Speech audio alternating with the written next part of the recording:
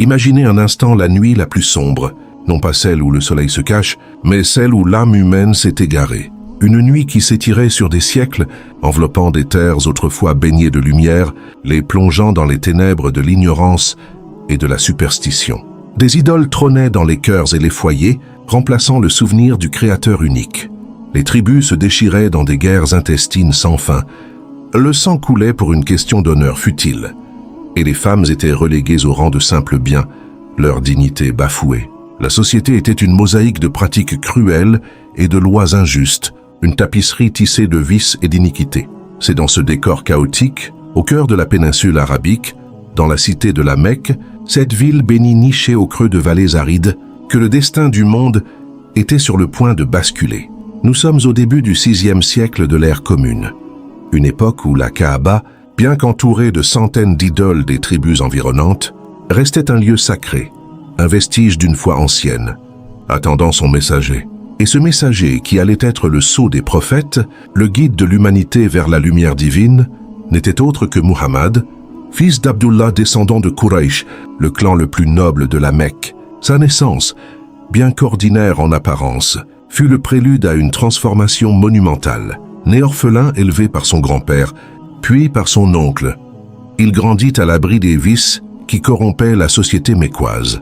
Il était connu dès son jeune âge sous le nom d'Al-Amin, le digne de confiance, le fidèle. Sa réputation était telle que même ses ennemis respectèrent son intégrité. Il ne buvait pas d'alcool, ne participait pas aux jeux de hasard, et jamais un mensonge n'avait franchi ses lèvres. Sa jeunesse fut marquée par la contemplation, par une connexion profonde avec le monde qui l'entourait, une préparation silencieuse pour la tâche colossale qui l'attendait. Il avait environ 40 ans, l'âge de la sagesse mûre, lorsque la première révélation descendit. Imaginez-le retiré dans la grotte de Hira, un lieu d'isolement et de méditation sur le mont An-Nour, le mont de la lumière dominant la Mecque. La nuit était profonde. Les étoiles scintillaient dans un ciel d'encre et un silence enveloppait la terre. Soudain, une présence imposante apparut. L'ange Jibril, Gabriel, porteur de la parole d'Allah, se manifesta devant lui. « Lis » ordonna la voix céleste. Muhammad, saisi d'effroi mais aussi d'une détermination intérieure, répondit « Je ne sais pas lire ». L'ange le saisit une seconde fois, plus fort encore, et répéta « Lis ». Sa réponse fut la même. Jibril le relâcha une troisième fois et prononça « Les mots qui changeraient ». À jamais le cours de l'histoire, lis, au nom de ton Seigneur qui a créé l'homme d'une adhérence. Lis car ton Seigneur est le plus noble, qui a enseigné par la plume, a enseigné à l'homme ce qu'il ne savait pas. Coran 26:15. Ces versets, les premiers de la sourate Al-Alaq, marquaient le début de la prophétie. Le cœur de Muhammad battait la chamade. Son corps tremblait sous l'impact de cette expérience transcendantale. Il redescendit de la grotte, le souffle court, l'esprit empli de la majesté divine. Il se réfugia auprès de son épouse Khadija, la femme la plus pieuse et la plus sage de la Mecque, une marchande prospère qui avait fait le pas de lui demander sa main, reconnaissant sa noblesse de caractère. Tremblant, il lui raconta ce qui s'était passé. Et Khadija, loin de le rejeter, fit preuve d'une foi inébranlable. Elle l'enveloppa dans ses bras, le réconforta et déclara « Jamais Allah ne te déshonorera. Tu maintiens les liens de parenté. Tu aides les nécessiteux. Tu gagnes ce qui est cher aux pauvres. Tu es généreux envers les invités. Et tu soutiens la vérité. » Elle fut la première à croire en sa mission, la première à embrasser l'islam, et son soutien inconditionnel fut un pilier essentiel pour le prophète durant les premières années, les plus difficiles, de sa prédication. Le message qu'il portait était simple mais révolutionnaire. Il n'y a de Dieu qu'Allah, le Dieu unique, le créateur de tout, le tout-puissant, le miséricordieux. Un message d'unicité divine, de soumission volontaire à la volonté de Dieu, d'égalité de tous les êtres humains devant lui, indépendamment de leur race, de leur statut social ou de leur origine. Il prêchait la justice, la compassion, la miséricorde, la modestie, la vérité, le respect des parents, l'aide aux pauvres et aux orphelins. Le prophète, que la paix soit sur lui, commença sa mission en privé, appelant à l'islam d'abord sa famille et ses amis les plus proches. Parmi les premiers convertis figurait Khadija, son cousin Ali ibn Abi Talib, alors jeune adolescent, son affranchi Zayd ibn Haritha et son ami le plus cher, Abu Bakr as-Siddiq, un homme d'affaires respecté et d'une moralité irréprochable. Le message commença lentement à se répandre dans la société mécoise, d'abord auprès des faibles, des opprimés, de ceux qui aspiraient à une justice et à une dignité qu'ils ne trouvaient pas dans le système tribal existant. Mais le message était une menace directe pour les élites mécoises, pour les chefs des Quraysh qui tiraient leur pouvoir et leur richesse du système en place, du culte des idoles et du commerce qui y était associé autour de la Kaaba. Leur refus d'accepter le monothéisme impliquait le démantèlement de leur pouvoir et de leurs privilèges. Alors commença la persécution. Au début, elle était voilée. Des moqueries, des insultes, des tentatives de discréditer le prophète et ses disciples. Mais rapidement, elle devint ouverte et brutale. Les premiers musulmans, souvent issus des couches sociales inférieures, des esclaves, des affranchis, furent soumis à des tortures inimaginables. Imaginez Bilal ibn Rabah, un esclave abyssin dont le maître, Umayya ibn Khalaf, le couchait sur le sable brûlant de la Mecque, plaçant une lourde roche sur sa poitrine et lui ordonnant de renier Allah. Mais Bilal, le visage tourné vers le ciel, ne cessait de répéter « Ahad, Ahad, un, le seul, le seul ». Il endurait la douleur, la soif, la faim, l'humiliation, restant ferme dans sa foi, un exemple de résilience et de dévouement qui inspira des générations. D'autres subirent des sorts similaires, comme Sumayya bint Khabbat, la première martyre de l'islam, transpercée par une lance par Abu Jahl, le chef des Beni Makhzoum, pour avoir refusé de renier sa foi. Ces épreuves, loin de briser la communauté musulmane naissante, la renforcèrent. Elles révélèrent la profondeur de leurs convictions et la valeur inestimable qu'ils accordaient à leur foi. Le prophète Mohammed, voyant l'intensification des persécutions et sur ordre divin, permit à un groupe de ses disciples de migrer vers le royaume chrétien d'Abyssinie. Aujourd'hui l'Éthiopie, dirigée par un roi juste, le Négus. Cette migration, connue sous le nom d'Hégire vers Abyssinie, fut un acte de préservation de la foi, un témoignage de la tolérance religieuse, recherchée dans d'autres terres. Mais à la Mecque, le boycott social et économique, imposé par les Quraysh à la famille du prophète, les Beni Hashim et aux Beni al-Muttalib, qui refusaient de le livrer, devint d'une sévérité insoutenable. Pendant 3 ans, les musulmans furent isolés, privés de nourriture, d'eau, de commerce, vivant dans une misère atroce, leurs cris de faim résonnant dans les vallées désertes. C'est durant cette période de grande détresse que le prophète perdit ses 2 plus grands soutiens. Son épouse bien-aimée Khadija, le jour même où son oncle Abu Talib, qui le protégeait malgré sa non-conversion, décéda. Cette année fut tristement nommée l'année de la tristesse. Mais Allah, dans sa miséricorde infinie, n'abandonna pas son messager. Il lui offrit un voyage extraordinaire, un miracle qui prouva la puissance divine et la place unique du prophète dans la création, le voyage nocturne Isra et l'ascension Mirage. Imaginez le prophète, endormi dans la Kaaba lorsqu'il fut éveillé par Jibril, une créature divine, la monture céleste nommée Al-Burak, plus rapide que la pensée, d'une blancheur éclatante, lui fut présentée.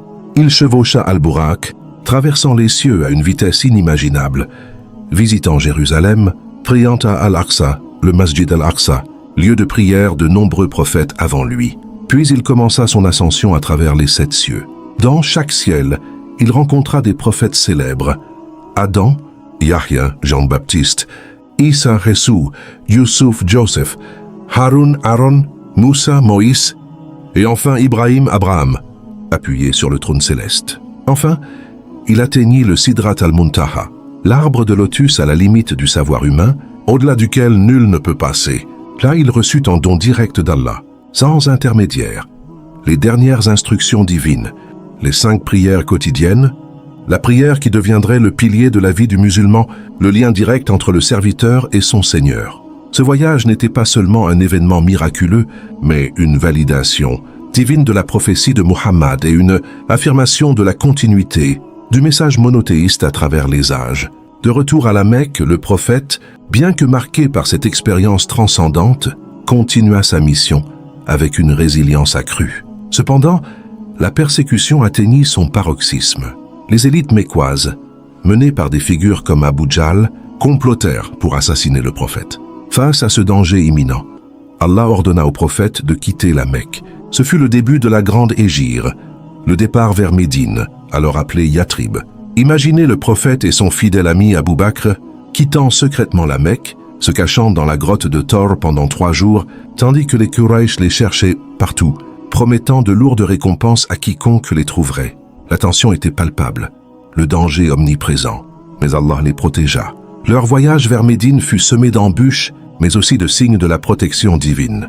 L'arrivée du prophète à Médine, le 16 juillet 622, marqua un tournant décisif. Ce fut le début du calendrier islamique. Imaginez la joie immense des habitants de Médine, musulmans et juifs et chrétiens, qui avaient déjà entendu parler de sa prophétie et attendaient son arrivée.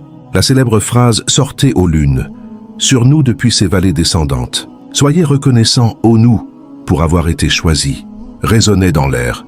Le prophète y fut accueilli en tant que chef d'État, non seulement un chef religieux, mais aussi politique et social. À Médine, il n'était plus le proscrit persécuté, mais le leader respecté, le pacificateur. Il établit la première constitution écrite d'un État islamique, le pacte de Médine, qui garantissait les droits et devoirs de tous ses habitants, y compris les différentes tribus juives et les païens, promouvant la coexistence pacifique et la justice pour tous. Il construisit la première mosquée, Masjid an-Nabawi, un centre de culte, d'éducation et de réunion sociale. Il unifia les tribus arabes divisées, non par la force, mais par la puissance de son message, par sa justice, par sa miséricorde. Il transforma une société fragmentée et chaotique en une communauté forte et soudée, la Oumma, la communauté des croyants, fondée sur les principes de l'islam.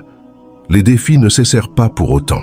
Les Quraysh de la Mecque, inquiets de la puissance croissante de Médine, lancèrent plusieurs expéditions militaires. Le prophète, jusqu'alors privé de la capacité de se défendre, dut organiser la défense de la jeune communauté, la bataille de Badr, la bataille de Uhud, la bataille des tranchées, Azab.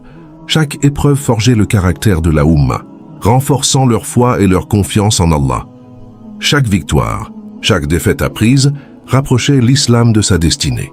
Le prophète, par sa patience, sa stratégie militaire, son courage, et surtout sa dépendance totale envers Allah, guida ses disciples à travers ces conflits. La conquête pacifique de la Mecque, des années plus tard, fut l'apogée de cette période.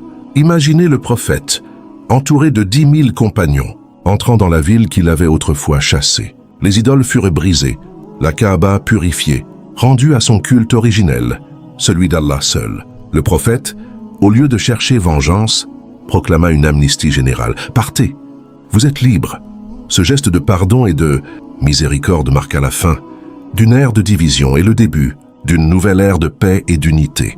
Le message de l'islam s'était répandu, non seulement dans la péninsule arabique, mais il était destiné à traverser les continents et les siècles. Le prophète Muhammad, que la paix et les bénédictions soient sur lui, n'a pas seulement fondé une religion. Il a initié une révolution spirituelle, morale, sociale et politique qui a façonné le monde tel que nous le connaissons. Son message d'unicité divine, de justice, de compassion et de dignité humaine continue de résonner aujourd'hui, offrant une voie vers la paix intérieure et la concorde sociale. Le moment qui a changé le monde, ce n'est pas un coup d'État, ni une découverte scientifique majeure, mais la descente de la parole d'Allah au cœur d'un homme, Muhammad, et sa persévérance inébranlable dans la diffusion de ce message de lumière. C'est le rappel éternel qu'au milieu de l'obscurité la plus profonde, la vérité divine peut surgir, transformer les cœurs, réformer les sociétés et guider l'humanité vers la seule véritable demeure du salut. Que sa paix et ses bénédictions soient sur le sceau des prophètes, Muhammad, et sur sa famille et ses compagnons, et que son message continue d'illuminer nos chemins.